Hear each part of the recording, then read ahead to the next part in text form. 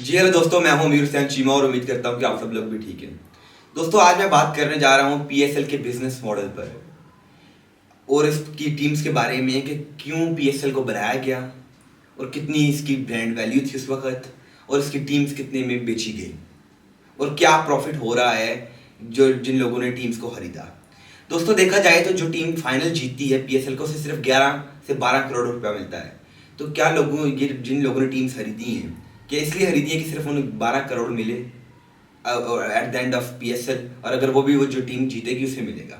और ये टीमें जो हैं 12 अरब की खरीदी गई, 11 अरब की टीम खरीदी गई है। आज बात करते हैं किस टीम की कितनी वैल्यू थी। दोस्तों, ये जो तमाम टीम्स थी जब 2016 में पीएसएल को स्टार्ट किया गया, उसकी एक सबसे बड़ी रीज़न तो ये थी कि पाकिस्तान में जब श्रीलंकन टीम पर हमला हुआ लिबर्टी चौक में, उसके बाद इंटरनेशनल टीम्स ने कहा कि पाकिस्तान जाना छोड़ दो क्योंकि इधर सिक्योरिटी थ्रेट्स है।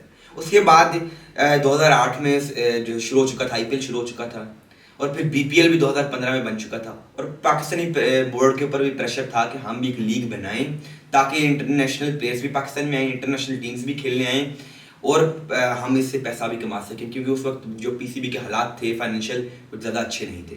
इसलिए उन्होंने कहा क्या हो, हम एक लीग बनाते हैं और टीम्स को बेचते हैं। दोस्तों, 95 मिलियन डॉलर्स में तमाम टीम्स जो है उस वक्त बेची गई थी। 2016 में सिर्फ 5 टीम्स, जो मुल्तान सुल्तान थी, वो 2 साल बाद ऐड की गई थी। दोस्तों, कराची किंग्स को खरीदा गया उस वक्त 7 बिलियन एंड 24 करोड़ का। उसके बाद दोस्तों सेकंड मोस्ट वैल्यूएबल टीम थी लाहौर कलंदर्स, जिसे 7 बिलियन रुपीस में खरीदा गया, मतलब कि 700 करोड़। दोस्तों, पेशावर ज़ल्मी, जिसे उस वक्त 445 करोड़ में खरीदा गया, जो कि उस वक्त की थर्ड मोस्ट वैल्यूएबल टीम थी। अगर इस्लामाबाद यूनाइटेड की बात की जाए तो उस वक्त इस्लामाबाद यूनाइटेड को 417 करोड़ में खरीदा गया था। कोयटा ग्लैडिएटर्स दोस्तों, जिसको उस वक्त 306 करोड़ 306 करोड़ में खरीदा गया पीएसएल में, और इन टोटल टीम्स की वैल्यू जो बनती थी वो थी 95 मिलियन डॉलर्स। जबकि इंडिया में जो टीम्स की एक टीम में जो सिर्फ मुंबई इंडियंस की बिडिंग हुई वो 111 मिलियन डॉलर की थी। दोस्तों, मुल्तान सुल्तान को 2 साल बाद ऐड किया गया और उसकी जो वैल्यू थी वो थी सबसे महंगी टीम साबित हुई, क्योंकि पीएसएल की जो थी ब्रांड वैल्यू बढ़ रही थी, इसलिए इस टीम और महंगी हो गई और पीएसएल ने कमाया इससे। और ये मुल्तान सुल्तान जो है 11 बिलियन एंड 60 करोड़ रुपीस में उस वक्त बेची पीएसएल ने, क्योंकि ब्रांड वैल्यू बढ़ चुकी थी इस वक्त पीएसएल की। दोस्तों, साथ ही साथ अगर देखा जाए तो पीएसएल सीजन 1 जो था हमने दुबई में कंडक्ट करवाया था, क्योंकि कोई भी पाकिस्तान में आने के लिए तैयार नहीं था। और साथ ही साथ आप बात करते हैं थोड़ी सी पीएसएल के प्रॉफिट्स के बारे में कि इन लोगों को क्या प्रॉफिट हो रहा है, इन टीम ओनर्स को कितना वो कमा रहे हैं। जबकि आपने अली तरीन की जो लास्ट स्टेटमेंट सुनी होगी तो वो कहते हैं हमें तो इधर कुछ मिल ही नहीं रहा, लेकिन आज मैं आपको बताता हूँ फैक्ट्स क्या हैं और उन्हें क्या मिल रहा है। दोस्तों, सबसे पहले हर लीग जो है वो अपने ब्रॉडकास्टिंग राइट्स सेल करती है मीडिया को। जैसे कि पीसीबी ने जो 2 साल के लिए मीडिया राइट्स हैं इस दफ़ा 2023 से लेकर 2025 तक जो हैं ए स्पोर्ट्स को 630 करोड़ रुपीस में दिए। ये थे ए स्पोर्ट्स के राइट जो कि पीसीबी ने दिए ए स्पोर्ट्स को। और अगर इंटरनेशनल मीडिया राइट्स की बात की जाए तो वो 963 करोड़ के पीसीबी ने सेल किए हैं, और उसमें से 5% जो है सिर्फ पीसीबी रखता है और बाकी 95% जो है वो टीम ओनर्स को जा रहा है। बराबर इक्वली जो है तमाम टीम ओनर्स को ही मिलते हैं पैसे। दोस्तों, ये थे ब्रॉडकास्टिंग राइट्स। और अगर हम बात करें कि जब आप पीएसएल का मैच देख रहे होते हैं टीवी पर, तो दरमियान में जो 10 और 15 सेकंड का जो ऐड आता है, इससे कितने वो कमा रहा है पीसीबी कि हर ऐड जो 10 से 15 सेकंड का होता है उससे पीसीबी को 10 से 15 लाख रुपया मिल रहा है। हर 10 सेकंड के ऐड से 10 से 15 लाख रुपया पीसीबी कमा रहा है, और उसमें से भी 95% जो है टीम ओनर्स को जाता है और 5% सिर्फ पीसीबी रख रहा है। और अभी भी अली तरीन कुछ नहीं है और वो कहते हैं हमें इतना नहीं मिल रहा जितना कि आईपीएल के लोगों को मिल रहा है या बीपीएल के जो टीम ओनर्स को मिल रहा है। ये थे कि उन्हें 10 से 15 सेकंड के ऐड से अब 15 लाख रुपया आ रहा है, और इसमें से भी आप देखिए कितने ऐड चलते हैं और कितना फिर पैसा कमा रहा है पीसीबी और साथ ही साथ टीम ओनर्स। दोस्तों, अगर टाइटल स्पॉन्सरशिप की बात की जाए तो जब पीएसएल स्टार्ट हुआ तो हम सुनते हैं जी पीएसएल नहीं एचबीएल पीएसएल, क्योंकि साथ टाइटल स्पॉन्सरशिप एचबीएल ने खरीदी थी पीएसएल से कि जब भी पीएसएल का नाम लिया जाए तो एचबीएल पीएसएल आए। और जैसे कि टाटा आईपीएल, वीवो आईपीएल, तो ऐसे चेंज होती रहती हैं टाइटल स्पॉन्सरशिप्स भी। और दोस्तों जब स्टार्ट हुआ पीएसएल तो एचबीएल ने 2 साल के लिए राइट्स खरीदे। 2016 से लेकर 2018 तक के जो राइट्स थे बिके, हमने पीसीबी ने एचबीएल को बेचे $5.2 मिलियन में।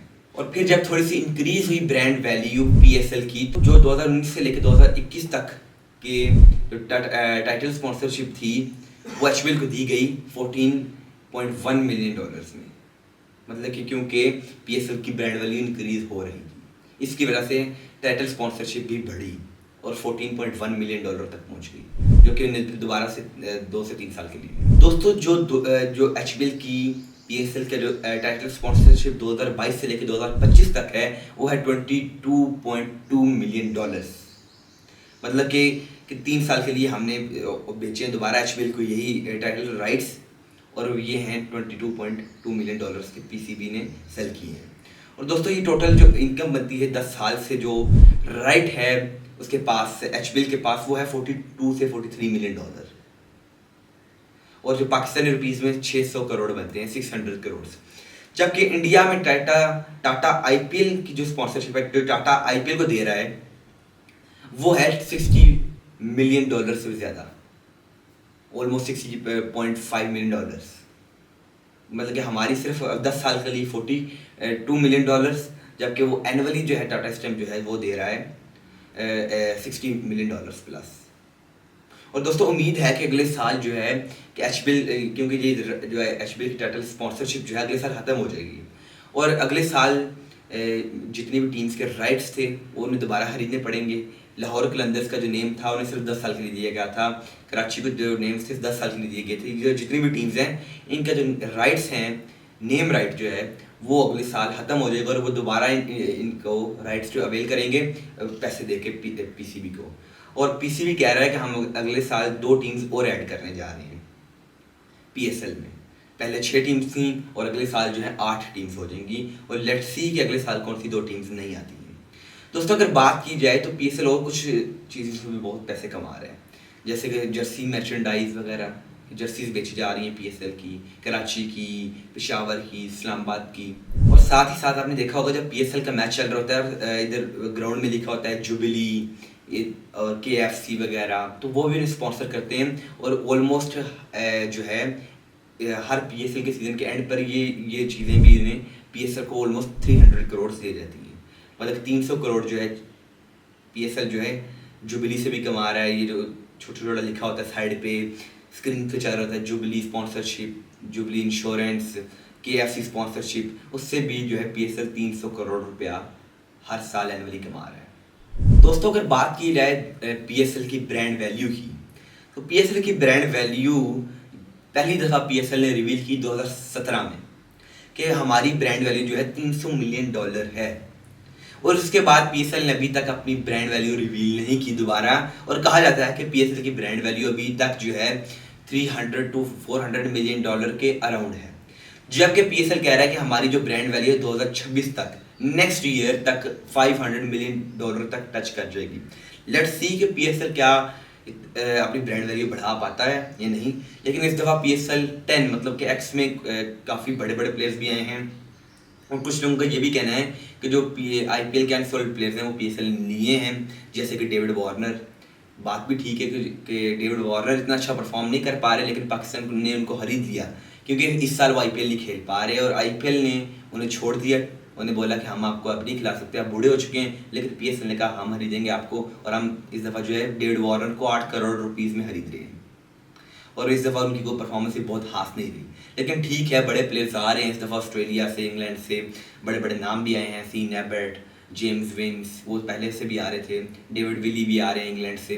तो पीएसएल में बेहतरी आई है और आहिस्ता आहिस्ता और आ रही है। और लेट्स सी के नेक्स्ट ईयर दोबारा जब इनके राइट्स सेल होंगे तो पीएसएल कितने का राइट्स अपने सेल करेगा और अपनी ब्रांड वैल्यू कितनी रिवील करेगा। क्या $500 मिलियन है, $400 मिलियन है, $600 मिलियन है, $700 मिलियन है।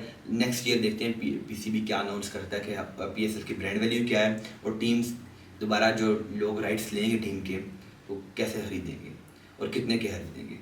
दोस्तों उम्मीद है कि आपको ये वीडियो पसंद आई होगी, और चैनल को सब्सक्राइब करें, लाइक करें और शेयर करें। Thank you.